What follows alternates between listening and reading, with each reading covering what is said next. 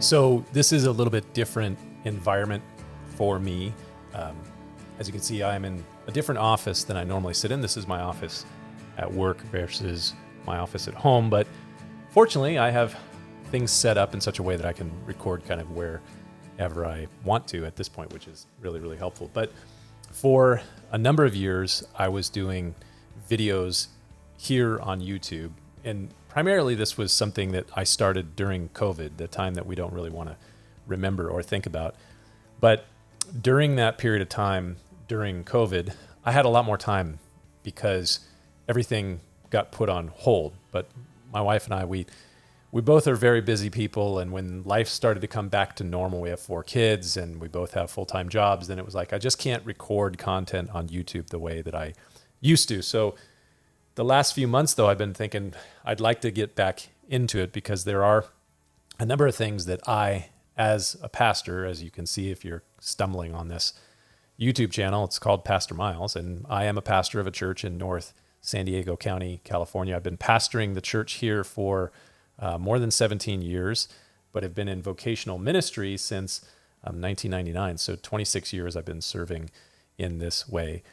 And my work in ministry, I don't see it changing so much, I don't think, in the near term and hopefully not the long term. I hope to continue pastoring this church that I pastor long into the future. We'll see. I mean, I've already been doing this for 17 years, so I would assume that I'd continue to do it for a while. But there's other things that I am interested in and other things that I feel that my gifting and my experience and my interests could help me to speak into with everything that's going on in our culture. And that's kind of what I was trying to do when I was doing previous videos in 2020 and through 2022, I think. I was doing these coffee time videos, which I've tried to put a couple more up recently, and maybe I'll do more of that, but I don't know if that's really exactly where I want to be focusing my attention. So I figured I would come and share a little bit about what it is that I'm working on and thinking about, because a lot of what I'm really interested in right now has to do with artificial intelligence. And you might wonder, well, what does a pastor of a church have anything to add into the discussion of artificial intelligence? So in hoping to kind of answer that question, I figured I'd start with this video here. And I probably won't only talk about artificial intelligence. I have a lot of interest in broader culture and ethics and Christians speaking into the world at large, and that connects to a number of things as well. But to try and make this make sense, and why do I have any credibility to speak into this? I came into the position that I'm in, leading and pastoring a church back in 1999, right after I got out of high school, within a matter of months of me getting out of high school. I graduated from high school 1998. I started working here at this church as an intern, and not really even with a ministry or pastoral focus, but really with a technology focus. I began that in January of 1999. And then as I came into working as an intern here, the ministry that I'm a part of they don't have a formal education requirement to be serving in pastoral ministry, because what we do here within our church context is more through what we Christians would call discipleship, but in many other places we would just call it an apprenticeship model. So I came into the ministry through an apprenticeship model, and I started out with a focus on technology. They brought me here to take care of the phones and the networks and to make sure that all the printers worked and the computers worked and to build the church's website because I had talents and those sort of things. But very quickly, I was invited to do more ministry-focused stuff. I was given the opportunity to teach the Bible study to our middle schoolers, our junior high ministry, as kind of like an intern youth pastor. And so I started out doing that in February of 1999, and I discovered pretty quickly that I actually had some gifting in the area of communication. So it didn't take long for me to end up being the junior high youth pastor at this church. And I did that for several years. And then I ended up ordained as an associate pastor, and I served this church and in other Christian ministry contexts. I served as an associate pastor and a Bible teacher from 1999 to 2008, when I became the senior pastor of this church. And so I started preaching and teaching regular Sunday services to an adult congregation as a 28-year-old in 2008, and continued to do that for several years. And the church was healthy, the church was growing, and we saw a lot of people coming, which is great. Moderately sized church at that point in time, there was probably between 400 and 600 adults who would come to the church. But in 2011, a few years into me pastoring the church, I realized that we were doing a great job of reaching people who were the already converted, the already Christians, and I could communicate to that group of people pretty effectively. But we weren't reaching the larger community of people that I really hoped that we might be able to reach. There was research done by a Christian group, a research group in 2010 or so, that found that here in San Diego County, just over 9% of the people who live here, and there's over 3 million people who call San Diego County home, just over 9% of those people were being reached by a Bible teaching sort of church like ours. So within 10 miles of our building, there's 1 million people, and we're reaching a very small group of those people. And I was burdened that we're not reaching those people. So 2011, I started really thinking about how would we reach those people better? What would be a way for us to reach them? And I realized that there was really two things that I needed to do to more effectively reach that group of people. First, I needed to communicate differently than I was. Like I said, I was pretty effective at communicating to people who were already converted. But how do you speak to people, my age and younger? At that time, I was in my early 30s. And how do I reach people my age and younger, or like plus or minus 10 years my age, and guys in a big way? I want to reach that group of people because the church was not reaching men, and not just our church, but churches in general in this area. So I realized I needed to communicate different. Now, we had already, before I became the pastor of the church, set out to change some of the methods of how we were reaching people. We didn't, I think, need to change the message. The message has been consistent for 2,000 years, the message of Scripture, the message of the gospel. So it's like, how do we change our methods? So we changed a lot of those things and the way that we did things here as an organization, as a church, as a ministry. But then in 2011, I realized, okay, the message doesn't need to change, but the way I communicate that message needs to change. And so I started a very long process, starting in about 2011, of how do I articulate this message in a different way that I can more effectively reach the people that are not being reached or engaged by a Christian church like ours. So I started doing that. So that was the first thing. You got to change the way you communicate. The second thing I realized was that individuals my age and younger, and especially guys, in our culture here in America, but specifically here in Southern California, we put a moderately high value on academic excellence and educational credentials. And as I said, I came into the ministry through an apprenticeship model, meaning I didn't have a formal education. And the church group that I'm a part of didn't have as a requirement that you need to have a formal education to come into the ministry. So I didn't have a bachelor's degree or a master's degree. And a lot of ministers do have a higher advanced degree. So I don't have any of that sort of stuff. So realizing that, I decided that, okay, what can I do to try and deal with this issue? And in 2011, 2012, I set out to try and figure out, okay, what are the steps that I can take to do a degree so that I can make it more possible that I can reach the kind of people that I want to reach in our culture. And so I enrolled in a Bachelor of Arts program in a Christian university in this area, and I started doing that in 2012, 2013 or so. But then a whole bunch of stuff happened both in my life personally and in my ministry work here, where it was like, I just don't have the time for this. We have 4 kids, and they were pretty small at that point in time, and my wife is a nurse, and she was working as a nurse. And so with her working and me working and all the different organizations that I was involved with and things happening here at the church, I just couldn't do that program in 2012 and 13. So I put it on hold. But ultimately in 2017, my wife, at the end of the year, she decided that she wanted to expand her career opportunities as a nurse, and that meant that she was going to go back to school to do a master's in nursing to become a family nurse practitioner. So when she talked with me about doing that, and we both agreed, all right, we're going to set aside money for this, and we're going to situate our lives so that she can do that. I thought, well, what can I do to restart my education? So that started me looking into the different theological seminaries, institutions that would be available for me. But again, I didn't have a bachelor's degree. So I looked at some that had kind of like a BA, MA program where you could go in and do a Bachelor of Arts in their undergrad program and then move in and do an MA or a Master of Divinity or whatever it may be.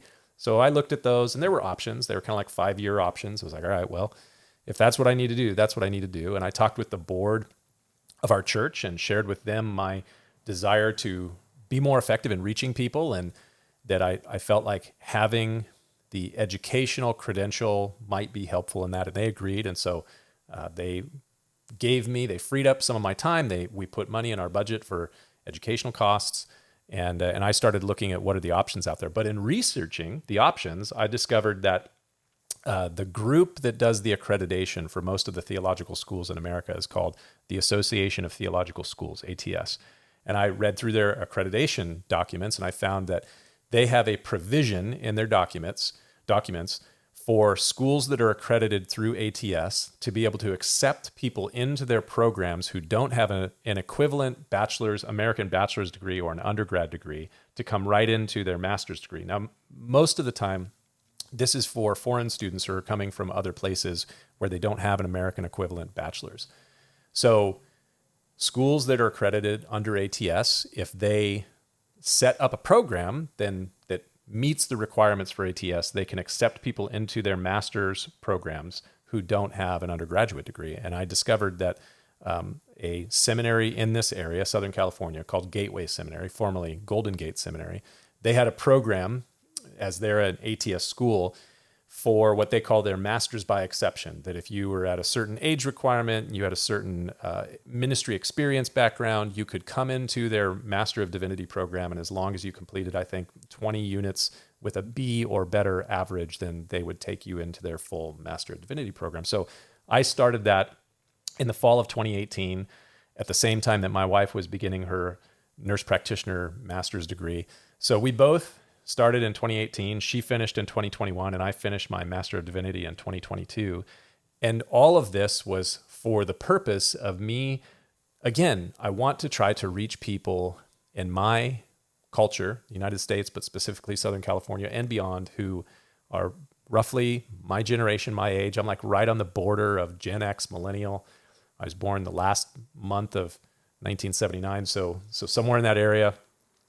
How do I reach those people? And one is you have to communicate in a way that you are speaking to them and answering the questions that they're asking in the way that they're asking them, with not just a bunch of Christianese. And then you have to have credibility with them. And one of the ways that you have credibility with them is that you have the educational credentials. And so I finished my Master of Divinity in 2022. And I immediately went into and enrolled in a Doctor of Ministry program through Southern Baptist Theological Seminary in Louisville, Kentucky. And I went through that program for 2 reasons. One, we have a connection to the Southern Baptist, maybe 3 reasons. We have a connection to the Southern Baptist Convention, which means I can get a tuition break. 2, they had the Doctor of Ministry program that I was interested in apologetics. And 3, they're one of the most well-known theological institutions in America that has a strong biblical conservative background in their view on theology. So those are kind of like the 3 primary reasons. So in the fall of 2022, going into 2023, I started my Doctor of Ministry program there in apologetics. And over the next 1.5 to 2 years, I completed all the coursework. So first you do your seminars and your coursework, and then you go into the thesis or the project phase. And I was finishing the coursework, getting ready to move into the last third of the program and to complete my thesis and project for my Doctor of Ministry. And my supervising professor, he asked me to become one of his PhD students, which kind of threw a wrench in everything. And so instead of finishing my Doctor of Ministry, I applied and enrolled in Southern Seminary's PhD in ethics and public theology. But when you come into a PhD program like that, now you need to state what is your research going to be. And my supervising professor, he gave me a lot of latitude, like, what do you want to research? And so right at the time that I was starting to do my Doctor of Ministry work, OpenAI released ChatGPT. Now, I had been interested in technology for decades before that. I came into the work that I do as kind of like a lay technologist, because I was coming into here at the church to do the website and to manage all the technology and to take care of the computers and printers and networks and all that sort of stuff. So I had developed skills and experience with that when I was in high school in the 1990s. I learned how to build computers and build networks and manage networks and do all that sort of stuff. And I had kind of a knack for that sort of stuff. So I've always kept up with technology. I've not only helped our church with technology, but I've helped other organizations and churches, nonprofits, build websites and do their branding, because I have a background in graphic design as well. And then I work as a board member and kind of the technical director since it started with a group called Enduring Word. Pastor David Guzik has an online commentary at enduringword.com. And I helped build the original, the current website in 2015 and 2016, and I serve as a board member there. And then I also serve as a board member for Blue Letter Bible, which is a nonprofit company that has Bible research tools on the internet. So I've had a lot of involvement with technology. And when OpenAI first released GPT-2, which I believe was in the early part of 2019, I had started to research a little bit how we might use David Guzik's Enduring Word commentary to train a GPT-2 model. And at the time, I just didn't have the time or the focus to be able to do something like that. But I've been interested in what OpenAI has been doing since they really started. So when ChatGPT came out in the fall of 2022, November of 2022, and I'm just starting, or I'm in the middle of beginning my Doctor of Ministry work, I got really interested in what's happening with artificial intelligence. So when I moved to a PhD, I was like, all right, well, what I want to research is Christian ethics and public theology. How does what Christians believe from the Bible, our theology, how does that influence how we exist in a public context, in policy, and in just in the world, engaging with the world? So I have focused my attention in Christian ethics and public theology for artificial intelligence. And so really artificial intelligence ethics. So for the last year and a half, 2 years, all of my research has been in the area of artificial intelligence ethics, which is a pretty interesting field. There's a lot of people who are in technology who have worked for Google or OpenAI or Anthropic or Meta, or go down the list of all the different major companies, Apple. And I have a number of friends who work in this area, who've worked in Silicon Valley or continue to work in Silicon Valley. But there's not a lot of pastors with theological training who are speaking into the area of artificial intelligence. And I really think that's something that is essential and necessary, especially as we move into agentic artificial intelligence, and we are there. I mean, you can already use agents from OpenAI, and you can use agents released by other companies that are doing work on behalf of the end user using large language models and artificial intelligence to be able to go and do work. But when we human users release large language models or other advanced artificial intelligence systems to go and do work autonomously and independently, how are we governing those models? What is the ethical framework that is leading those models to work on our behalf? And there are a lot of people who are not Christians who are thinking about this. And there are a lot of concerns that are being shared by people who used to work for Alphabet or used to work for Meta or used to work for OpenAI, and now they are doing work in the area of AI safety and AI alignment and considering how do we make ethical AI.